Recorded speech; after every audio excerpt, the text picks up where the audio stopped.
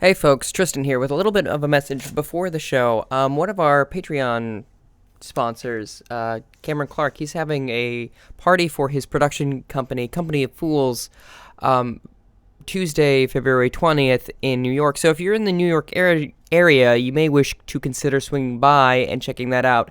It's Tuesday, the 20th at 8 p.m. at TGA NYC, which is up on West 36th Street in Manhattan.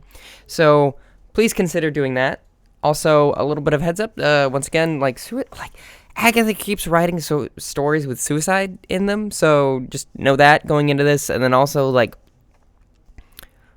that's actually pretty much it. And as far as weird or worrying or stuff, Anyway, hope you enjoy the episode.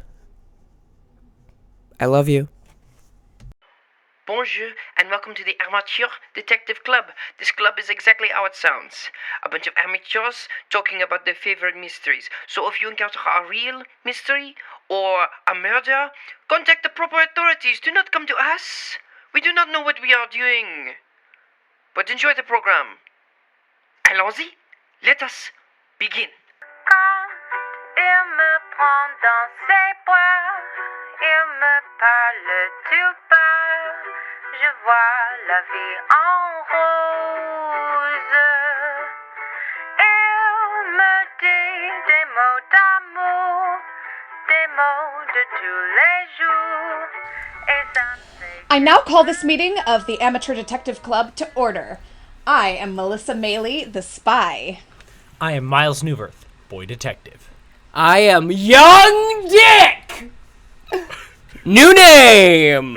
Okay. New book, new name. New book, new name. So? Killing the mic. Just Richard, a second. How's it going, little Richard? Little Richard? Yeah. Oh. I don't know about that one. Little Richard is doing good. Happy to be here. Young Dick is horny for justice. I love that. Love that. Oh, great. Yes. Horny for Justice, our new tagline. Do we have a tagline? I think we do No, now. I don't know. Oh, boy. Is it, murders are a mistake? It's, Murders Are Us. Wait, no. What? That's, Nope, that's not, Hot Fresh Murders. Wait. So, Melissa, yes. what book? Oh, well, it's a short story, in fact. Oh, it's a short story, is it? Yes, 'tis, from You tried to Poirot. trick me. That's my mission. It is from Poirot Investigates, still working our way through that one, and the chapter is called The Adventure of the Egyptian Tomb, which I tried to say as much like David Suchet as possible. But I mean, That's what we all aspire to always, so. For real. For real. Right, who wants to tell us about the setting of the story? Right. That's me, Young Dick. Have we said that you're Tristan Miller? No. You just yelled young Dick. I'm Tristan Miller, and my name is also Young Dick, or Kid Great. Cop, Tiny Detect. or what was the other one my mom gave? I don't remember. My mom suggested alts. Yeah. She was did. It amazing. was really great. In the Facebook group. Which you should all join. Yes. Setting. Setting is in... Nice. This was all bad. Setting was... It starts in England, but then they go to Egypt. Near Cairo. Mm-hmm. And the Great Pyramid of Giza. There's sand everywhere. It's awful. It's rough, of course. It gets everywhere. And Poirot Yes, hates but it. what about the story? Yeah. But like, Well, the setting is okay. set the scene for us, my friend. Oh, I see what you mean. Yeah. No.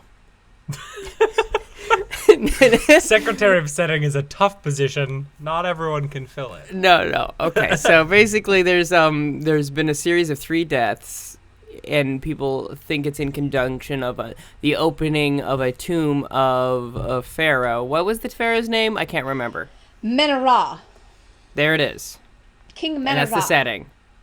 And this lady, he comes to Poirot, he's like, oh man, I'm worried about my nephew, or my uncle, or someone. I don't remember. Isn't it her son? Wait, It's her son. husband died? Yeah, her Yes. husband died, and her son. She's worried about her son, but her son's like, "No, I am an archaeologist. I will continue." Like my father before me. Just yeah. the more Star Wars references in this one, the better. Yep. Okay. And then he goes back to Egypt, and he's like, "Yeah, I'm gonna stay here." And then the lady's like, "Can you protect him, Poirot?" And he's like, "I'm a small egg-shaped man. We will see." Perfect. So I guess I guess really what we're trying to say is that a lot of the setting of this is the murder. A lot of the setup is talking about the crimes that have happened. We don't know. It's actually, is it a murder? It doesn't seem like maybe it is. So Lady Willard, which by the way is my mother's maiden name, Willard. So these guys are probably related to me. Probably. Yeah, much like Francis E. Willard, who was one of the leaders of Prohibition in America, but that's another tale for another time. Now, did he do the one with the rats? Is that him? More on this crime. Sure. So John Willard, who was also a witch killed in the Salem witch trials, John Willard in this story baby. Sorry. has just been excavating a tomb, the tomb of King Menera in Cairo, when he died of heart failure. Mm-hmm. Or was it heart failure? Bum, bum, bum. Was it, in tomb fact? Of men are wrong. Yeah. Was Got it, in it. fact, an Dunk. Egyptian curse? 2 weeks after that happened, Mr. Blydner, who was also on the dig, died of blood poisoning, and then his nephew shot himself in New York. Now, the nephew, Blydner, had recently borrowed enough money to travel to Egypt, but found his uncle unwelcoming. And then he traveled back to New York and sunk into a depression. Hastings comes up with the theory that that he poisoned his uncle and killed himself due to his remorse. And in the suicide note, which will become important later, the nephew, Blydner, says that he is a leper. Mm-hmm. Yes. And an outcast. Without people like him in it. Mm-hmm. Yes. So later, when they're in Cairo, they learned that Mr. Snyder, an American who was on the dig, has just died of tetanus. And Yes. Hastings feels a sense of evil and is concerned that he's next, and it's kind of funny. Yeah. Because everything is about Hastings always. Yes. Yes, of course. So the doctor, Dr. Ames, has said he's sure it's tetanus and has covered all of his bases in checking, but there have been no other cases of tetanus nearby. Mr. Blydner's blood poisoning, the Uncle Blydner, was from a scratch on his finger, I think. Mm-hmm. And then the doctor says he doesn't believe in the curse. But he does tell them that the Blydners had argued about money when they were both in Egypt. And then Poirot asks about their health, and Dr. Ames says that they were both in excellent health, even though they very later died. And that is the crimes. Next up, the suspects. Ba-ba-bum. And obviously, suspect number one, Me. Anubis. Yeah. Yes. The number one Anubis, suspect god of the is, underworld. of course, a spooky ghost from Egypt, which Yes. is fun.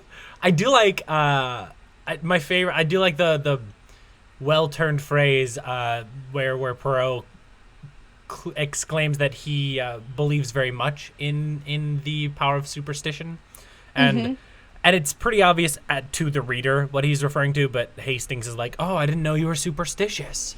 It's so great that we have a narrator who's like so vapid that we get to play this game with him. Yeah, like he's slow enough that we feel quicker for being quicker than him, which is nice. It's good mystery writing. I think. yeah. So good job, Oh, Agatha, Agatha. again. Nailed it. But yeah, and of course he's actually we'll talk about that later. But yeah, so Anubis, A new best friend. For sure. his a new best friend. There's a somewhat problematic. Just like a little bit. Problematically Yes. described assistant in Egypt. Yes. who is Mr. also Hassan, suspected. right? Yeah, Mr. Hassan, who and it's super common in like books of this time era, and specific like Pulp Fiction, to have like an ethnic servant. ethnic servant. Yeah, which Yeah. Yeah. It's very Yeah. Indiana Jones kind of thing. Yeah. Like it's not there's like super a great. detective who has like a Chewbacca style tough guy who owes him his life, who like bashes in heads for him, stuff like that. But Hassan was a suspect as well. Hassan goes to Poirot and was like, hey, because he was an assistant to Blightman, right? To Bleibner, Willard. to John Willard. Yes. Yeah, he was an assistant to Willard, and he goes to Poirot and is like, hey, get young Willard out of here. I don't want him to die. Like, please. Yeah. But the son Willard, Guy, his name is Guy. Guy Willard wants to stay. wants to stay to do his father's work that he's passionate about now. Yep. And then obviously everyone else there is suspected. Hastings obviously said he suspects the American in killing his uncle, which the American accents in this were excellent. So bad. Oh my god, so good. So delightfully good, bad. Atrocious. It was awesome. He was like, well, let me tell you something, Mr. Poirot. Almost like Homsar from Homsar Runner. You guys, I'm forever your you audience listeners, are any of you old enough to know what Homestar Runner is? Or young enough? Because Dad won't get that one. Well, Dad doesn't listen to this one. He does. and was there This is his was favorite. there? Oh, great! Yeah, it's because of you too, so Melissa. So. Oh, that's so nice. I like having fans. There are 3 kinds of people in the world: friends, enemies, and fans. Yeah. That's it. That's it. That's all we get. No family. No family. No. Family. That's nothing. Yeah, so those are suspect. The doctor's also suspected. Pretty much everyone involved is a suspect. Those old bones. Those spooky bones. And the ghost. Also, isn't natural causes actually a suspect as well Oh, in yes. this? Yeah, there are people. And who believe coincidence. I do like how, like have you ever considered that maybe they all just died? that. Yeah, You know? people do die. What are we even doing here? On a long enough timeline, the survival rate of everyone goes down to 0.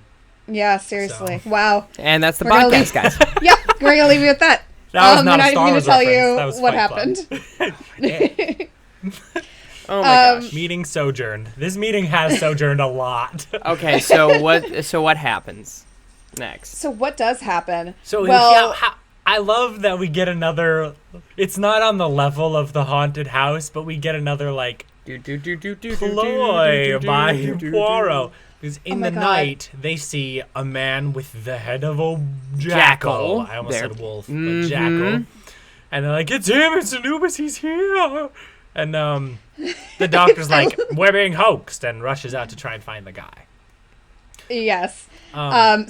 It's wonderful. And there's like one of the other guys on the dig goes to Hastings and is like, what is going on? There's so many different like supernatural elements and none of them make sense together. Like is enraged by this. It's really fun. Because it's like, oh, well, this Poirot guy seems kind of like a hack because there's just so many random like supernatural things. Like there's a pentagram somewhere in there too. He's like drawing symbols around his tent to protect himself from the And spirit. it's all just hogwash. And it's just like So stuff. ridiculous. Yeah. Yes. And It's this as many one- supernatural things as we can think of. This one is a Time Lord. Yeah. Yeah. This is the symbol of for Gallifrey. This is this one is just me doodling. Have you ever doodled in the sands, Hastings? This one, it was supposed to be a platypus, but I messed it up, so I made it a duck. This one's your mom, Hastings. Boom, got you. Pretty much. So yeah, fun oh my doodle gosh, it's corner so with delightful. Poirot. But when they get to, can we talk about for a moment when they get to Egypt? Yeah. Like how Poirot and Hastings react. Like Yep. Hastings goes and is like, Egypt, it's so magical. The Look mystery. at the pyramids. Oh, the mystery. The the sand, history. Hastings. Look, observe my boots. They are not shiny and they are sand inside and outside of them. It's rough and coarse and gets everywhere. Yeah. I do not like sand. It's outrageous, the sights. Not like you, Hastings. And they have not This is bad. and they have not planted the palm trees in rows. It's funny. He's like, yeah, the pyramids are geometrical, but the surface is so uneven. Like he's having those none of uneven it. bricks. No, not a fan at all. I like also having to get it. Like he's like, oh, the sea, Hastings, the sea. Oh, I do not The want to hateful cause sea. the sea. It's très dramatique. Oh god, there's so much of that thrown in this story, and it's just really magical because we don't always get those little touches as much. Like, we always get them a little bit, but, like, there was no use for those moments other than just to show, like, Poirot and Hastings being Poirot and Hastings, which I loved kind of a lot. Poirot is very fussy. Yeah. Yes, he's very fussy. He can't deal with the camel ride either. Mm-hmm. And he, like... Spice of brilliance. He switches to a diminutive donkey to carry him the rest of the way there. Yes. I cannot do this. What is this? This is insanity. Someone bring me an ass. Bring me a donkey. So, okay. Towards the end, Poirot's, of course, figured it all out after the whole supernatural Scooby-Doo stuff goes on. And so Poirot says that he could go for a tisane. And which is like an herbal tea, I have learned from my tea snob friends. Excellent. Yes. I have tea snob friends. Yeah, you so messaged the Slack. I know.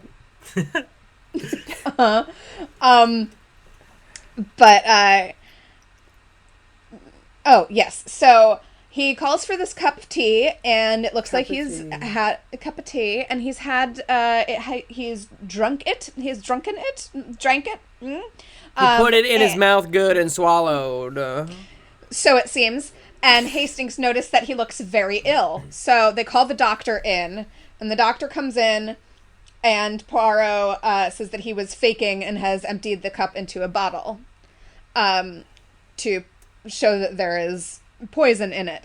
And then I'm a little fuzzy on what happens here, so you guys are going to need to help me clear this up. Basically... But, like, Hastings jumps and then Ames dies. Is that right? Like, what? That's what my brain did. Ames has a syringe. Oh. Doesn't he? And he's gonna stab Poirot. And then Hastings is like, no, stop that. No. So what happens is, I think...